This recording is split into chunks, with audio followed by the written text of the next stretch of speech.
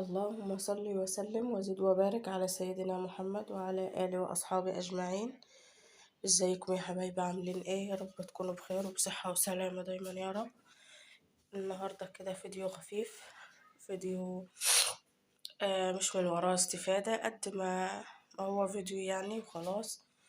أنا بعتذر لأني مريضة الفترة دي، أنا تعبانة يا جماعة. آه بس قلت كده أقوم أتنشط أتشجع. انا ورايا ولاد، في رقبتي 3 ولاد. هنام، من اللي هيعمل مصلحتي، من اللي هيخلي باله من ولادي. عذرا يعني ان محدش عارف ان انا تعبانة. انا في شقتي قافلة عليا بابي، ولادي بينزلوا عادي، بيروحوا ويجوا عادي، ولا في اي شيء. تمام. بعد ما الفيديو اللي نزل بتاع اخر فيديو نزلته، بعدها كده انا تعبت ونمت كده كام يوم. ودلوقتي بقى كده قمت كده اتشجعت شوية، أقف شوية وأقعد شوية، أنام شوية وأقوم شوية. غسلت كمية المواعين دي كانت عندي أهي، وحطها تتصفى كده على الفوطة. تمام اهو. وغسلت هنا الحوض ونضفته بعد غسيل المواعين. آه دلوقتي بقى كده هشيل القياس وهكنس الأرضية، لو محتاجة تسيق هسيقها. طبعا زي ما انتم شايفين الولاد وأكلين برتقان على سكر. ست البيت هي عمود البيت، لو ست البيت نامت الله المستعان. انا كانت امي لما كانت بتعرف ان انا تعبانه كانت بتجيني على طول، بس انا حركت على ولادي كده ان محدش يقول لها، محدش يعرفها، خصوصا ان والدتي جنبي. بس دلوقتي بقى مسؤوليه ولادي وانا لوحدي بطولي. لازم اكون قد المسؤوليه واكون قد الامانه اللي جوزي سابها لي قبل ما يسافر. ولاده طبعا، ولاده أمانة ليا في رقبتي أنا، مش في رقبة حد، ومسؤوليتي أنا مش مسؤولية حد. تمام. والبوتاجاز بتاعنا بالشكل ده كده هغسله بقى مع بعض كده. ده هنا الفول اللي أنا كنت جايباه، الفول في الفيديو بتاع البامية. زي ما انتم شايفين فول مدمس اهما، دول نص كيلو فول. وحطيت عليه آه، كبشة قد دي كده. بصوا، قد دي كده فول مفصص، احنا عندنا بنسميه فول مفصص، في بلاد تانية بيسموه فول مدشوش. وحطيت برضو نفس الكمية، مش عارفة مش باينة ليه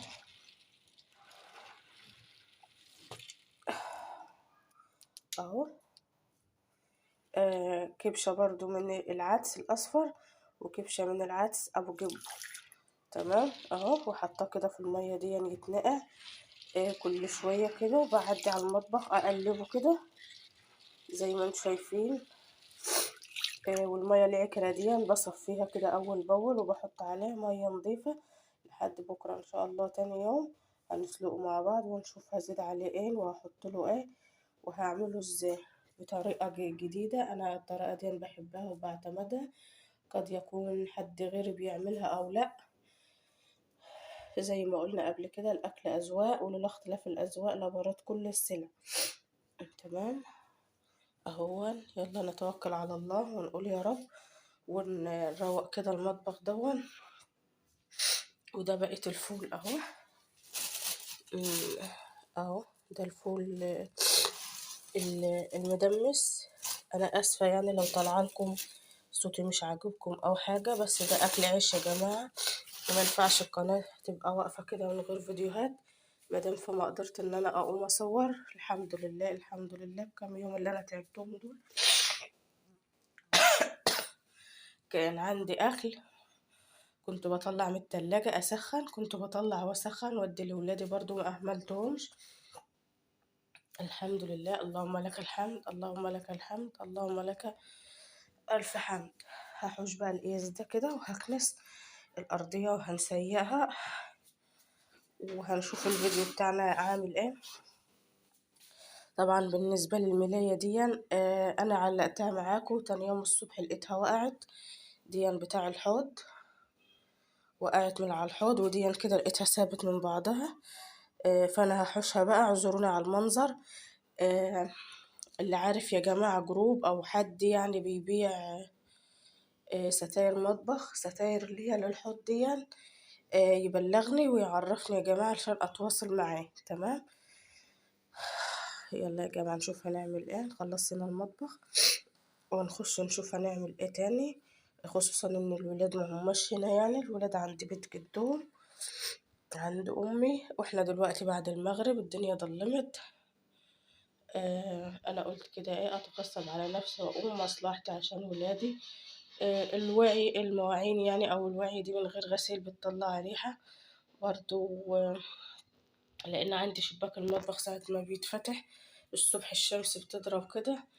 آه وعندي برضو شباك الحمام لما بيتفتح وتكون الشمس طالعة كده وحلوة، بيخلي المطبخ ده عندي والشقة كلها منورة بنور ربنا، مش محتاجة كهرباء ولا أي حاجة طول اليوم يعني. الحمد لله. يلا يا جماعة عشان ما اطولش عليكم الفيديو، نشوف هنعمل ايه ونشوف الباقي ايه وكده يعني. دلوقتي يا جماعة بعد ما خلصت المطبخ دخلت هنا على أوضة الولاد اهيا. آه لأنني نايمة طول اليوم وهم نايمين جنبي مش سايبيني يعني. فالأوضة بالمنظر ده. أنا دلوقتي بقى هشيل الغطا ده كده هنا وهنا، وهغير ملاية السرير من الملايات دي والخدة ديت وكله، مع ان هم نضاف والله يعني ما توسخوش. بس بقالهم يجي 10 ايام 12 يوم على السرير، اقصى حاجة المفروض 6 ايام وتغير الملاية. بس يعني الله المستعان بقى. اهو.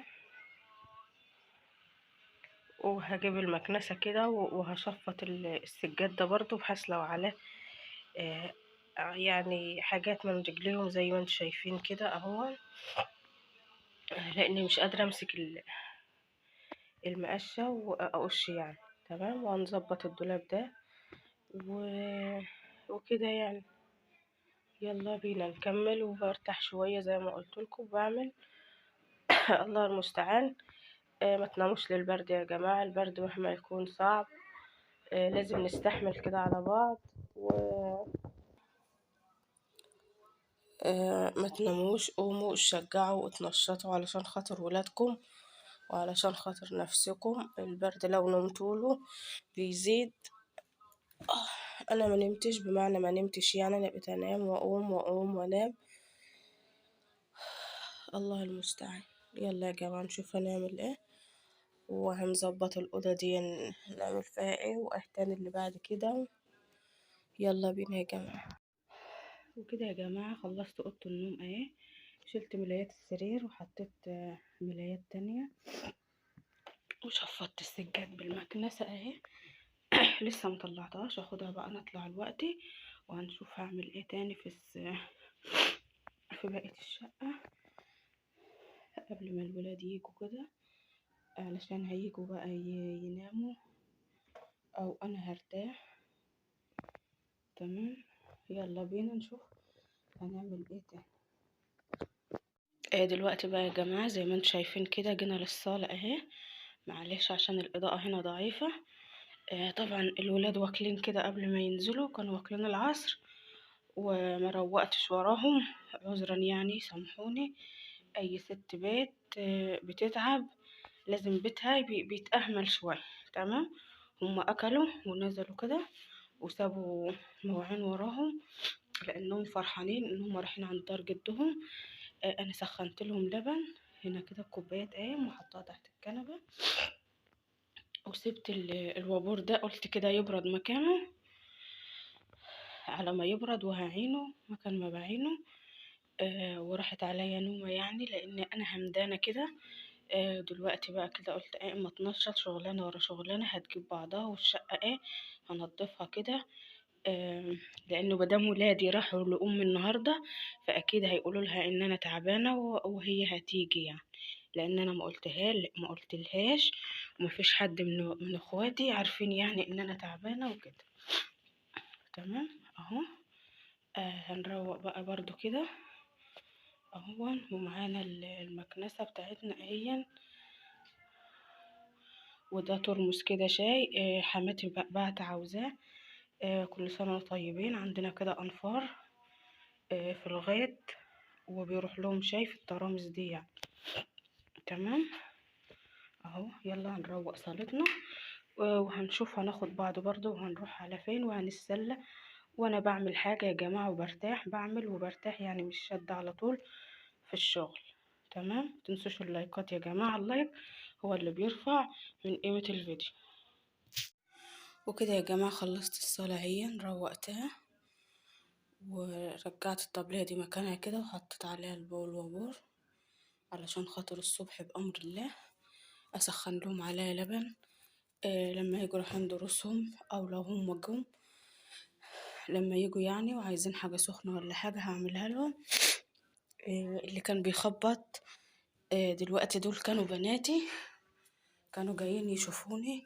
كانت والدتي بعتلي معاهم حاجة يعني، وكانوا جايين يشوفوني كده ويطمنوا عليا، وفتحوا الباب ودخلوا، لاني سايبه المفتاح في باب الشقه من بره علشان خاطر ما اقومش واروح واجي يعني. هما بيفتحوا ودخلوا كده، وانا كنت قافله عليا باب الاوضه علشان خاطر كنت مشغله المكنسه وكده ما يعملش ازعاج والصوت ما يطلعش، لان احنا كنا بالليل يعني وكده.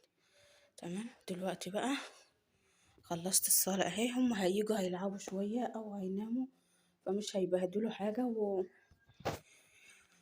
وهتكون الشقة الصبح يعني برضو هتكون كويسة ومتهندمة برضو كده وكده يعني. ندخل هنا بقى على الأوضة دي. من يوم لما فرشتها كده وطلعت السرير قدام شوية، احنا مش بننام فيها خالص. تمام. زي ما قلت لكم ان احنا بننام جوه في الأوضة، في أوضة البنات كلنا. دي هدوم كده عايزة تتطبق اهما، ودول هدوم متطبقة بس ما دخلتش اماكنهم، ودول برضو اهم في الصح. تمام. مش عارفة لمبة البلكونة مفتوحة ليه، ثواني اطفيها يا جماعة.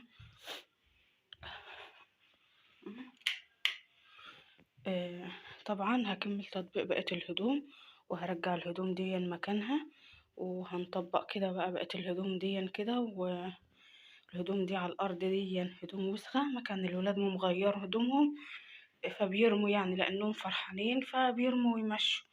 وهنروق كده الأوضة زي ما انتوا شايفين. طبعا احنا بالليل لا هنهبد ولا هننفض ولا حاجة. المكنسة هي أنا سبتها تريح شوية، وطبعا هي الأرضية نظيفة مش سيئة ومتنضفة. بس هنمشي بس المكنسة كده على السجاد وعلى الأرضية، وهنروق كل حاجة كده زي ما انتوا شايفين كده. طبعا دي أدوية معرفش هما كانوا بيدوروا هنا على و... وطلعوها خرجوها على الأرض كده. يلا نكمل الأوضة هنا كده، وننفض السرير كده ونرجع الأوضة أوضة كويسة كده. ما ينفعش المنظر ده طبعا. الحمد لله أنا متحسنة النهاردة. فقلت بقى ما استخسرش كده صحتي وشوية اللي انا قادره اقفهم على رجلي. ان انا اقوم اروق شويه في بيتي وكده، خصوصا ان الولاد ما هماش هنا، لا هم دوشني ولا هم لابخين. تمام. يلا نكمل الفيديو ويا بعض. وكده يا جماعه روقت الاوضه اهو زي ما انتم شايفين، كل حاجه راحت مكانها، كل حاجه اتظبطت، وكنست الاوضه بالمكنسه وفرشتها تاني اهو زي ما انتم شايفين. وهنا كده حطيت الملاية دي على المراية، لان بيقولوا حرام يعني ان انت تنامي والمراية في وشك. فانا دايما بحط عليها المفرش ده كده، وببقى اشيله اكنسه اغسله وانشفه وارجع احطه تاني. تمام. وكده يكون الفيديو بتاعنا خلص، واشوفكم في رعاية الله وامنه، والسلام عليكم ورحمة الله وبركاته. متنسوش تحطوا اللايك والاشتراك في القناة يا جماعة.